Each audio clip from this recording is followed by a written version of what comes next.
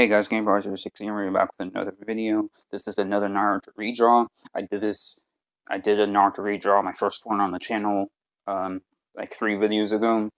Because the video before this was Boruto 60 Jutsu, Godzilla, the Godzilla, and then I think the Coco Art Jam was, the Coco Art Jam was before this. We had 3 videos ago.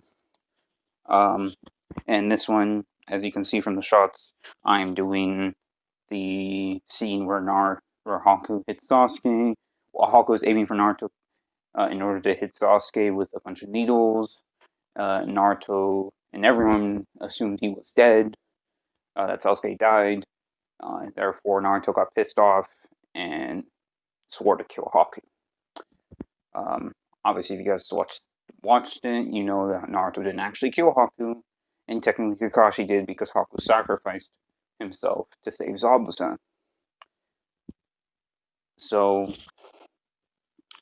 by the way, spoiler alert, probably should have said that before, but if you haven't seen the Naruto series, you should definitely check it out. I think I've said this before. It's an amazing series. It's very emotional. I think it's very relatable, especially if you've dealt with any kind of loss or anything like that, or you've dealt with people trying to break bonds like Sasuke, trying to break his bond with Naruto, things like that. I think it's very relatable, and that's why I like it very much, because there's the emotion, and then Naruto's this underdog because he has no talent for a shinobi, but despite that, he just keeps working, and he's surpassing everyone's expectations, and proving himself to be a powerful shinobi, both like in actual power, and then the way he uses his words and the way he creates bonds with people is another thing of his. Speaking of that, I do want to talk about something now that I'm mentioning it. People mention this thing called Talk No Jutsu, which I personally, and people say like it's the concept of Naruto defeating someone just by talking to them. No, I don't think so. Like, Naruto has used his words to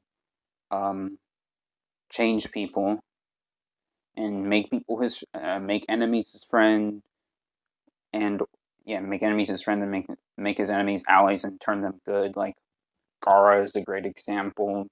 Zabuza told Naruto that his words cut deeper than any blade, and he made Zabuza realize that he's human, and he actually made him start caring for Haku when he didn't for like his entire life. So that says a lot, especially considering that Zabuza is like known to be some sort of demon.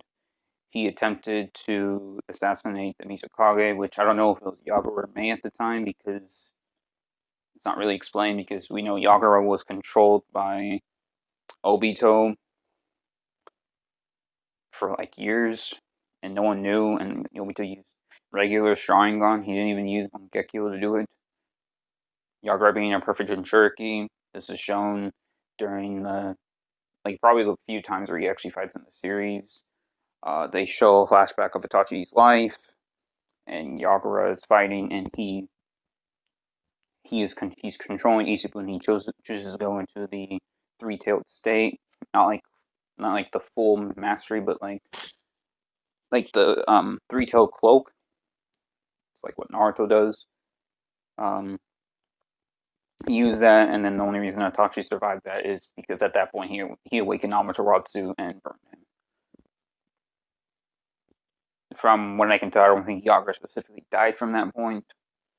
He probably found a way to get rid of it. I highly doubt that Kage is just going to get utterly destroyed by that, despite the fact that he's never seen. He had to have done something. There's no way he just died from that. I mean, then again, there's no showing as to how he died. So for all we know, maybe Itachi did just instantly kill Yagura with a move that he just figured out he even has, or that he just awakened. We don't really know. I mean, unless there's a data books or a guide or something, or like a novel, a light novel, whatever, that actually shows how the how Yagura died. And I think Yagura was the third Mizukage, Mei being the fourth, and then Jojo being the fifth. And then I believe Gar is the fifth. Raza, his father, was the fourth. He was killed by Orochimaru.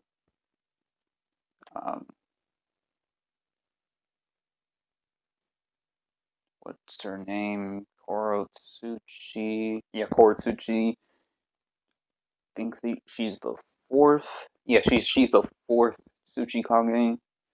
I don't really think we get knowledge of who the first one was. We know it was Mu, who was the second, and then Onoki's the third. Speaking of those Tsuchikage, I would say out of those three, it seems like Kurosuchi is probably the weakest one out of the three. And then we don't really get to see a prime Anoki with his particle style, because like the only young one we see is the one in a flashback where they're like showing his interaction with Madara. Yeah. And all we know from that is that Anoki plus the guy next to him, who's irrelevant in that flashback, probably got clapped by Madara. Because Madara's just that type of dude. He just claps everyone. It's crazy. Like, literally, he clapped the entire 4th Division, and it took a group of shinobi with water style to counteract, to just cancel out his fireball jutsu. It took multiple shinobi just to cancel that out, and that's a reanimated version of Madara, and reanimated shinobi are weaker than their alive counterparts, or not counterparts, but when they're alive, it's referenced multiple times that they don't have full strength. For example, the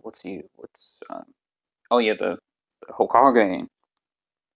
Tobirama mentions how they're all reanimated almost at full strength. Keyword almost, meaning not at full strength. And I guess it depends on how you interpret almost. To me, almost would be like 80%. That would be how I think about it. Almost at full strength, it's 80, maybe 90. I think 80 is like an absolute minimum for almost at full strength when you're talking about percentages, but that might be me. Some person might interpret almost to being anything greater than 50%, which is logical because greater than 50% means like majority of the way there. So, yeah. So for the next video, the next one's going to be a Rangikyu Matsumoto fan art. I've seen Bleach. I don't think I've really talked about it too much. I haven't read the last arc of the manga, the Thousand Blood War, whatever it's called. I'm gonna wait for that to be animated because I prefer anime over manga. The only manga I read was like the original Dragon Ball manga because I didn't want to watch the episodes because that'll take massively longer. Because in 1 hour I can read 20 chapters and they're only like 195 to read, versus it would probably take me, I don't know, 20 something hours or something like that to watch the entirety of original Dragon Ball, so I just read it. Yeah. And I think there are a lot of people who've seen Z and Super and haven't seen the original Dragon Ball. At least now I know it, and I know I can remember most of the story. Goku fighting King Piccolo. There's 3 tournaments in the original Dragon Ball. There's a 3-year gap between those tournaments. Kami, Goku, the flashback to Goku going Great Ape. Actually, no, there might be a flashback, but he goes Great Ape like twice in that. He fights his grandpa, etc., etc. And yeah, so for this drawing, hope you guys enjoyed. To be honest, I'm not really too satisfied with the way I did Sasuke. I don't think it's like horrible, but I think the way I did Naruto is massively better in comparison. And yeah, I'll let you guys enjoy the rest of this, and I hope you guys hope to see you next time.